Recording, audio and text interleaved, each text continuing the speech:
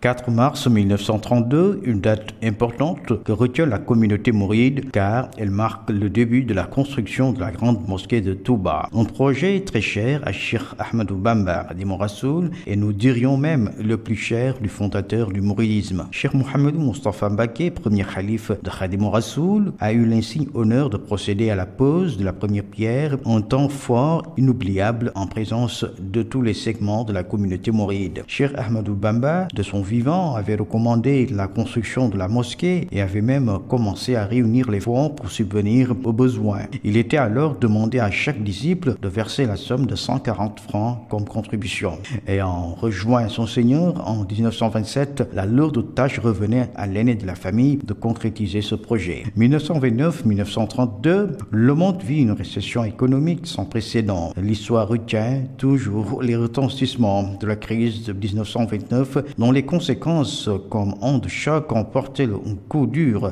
aux colonies. C'est cette période que Serigne Amdi Moustapha, d'autres diront Cheikh Moustapha Al-Karim, a choisi pour appeler les disciples de l'ensemble de la communauté à donner du meilleur d'eux-mêmes afin que le projet si cher à son vénéré maître spirituel sorte de terre. Malgré l'opposition voilée de l'administration coloniale qui cherchait à contrecarrer le projet en lui imposant les conditions les plus draconiennes, Serigne Mouhamadou Moustapha Mbacké, après avoir obtenu de l'administration bail sur 400 hectares, parvint à franchir tous les obstacles dressés devant lui pour poser la première pierre marquant le début effectif des travaux le 4 mars 1932. 4 mars 1932, 4 mars 2015, cela fait 83 ans. La grande mosquée de Touba arbore aujourd'hui ses 7 minarets sous le magistère de Cheikh Sidi Mokhtar Mbacké, le deuxième petit-fils à être le khalife général des Mourides. Un monument identitaire à travers lequel toute une communauté se retrouve en ciment entre les générations passées et présentes.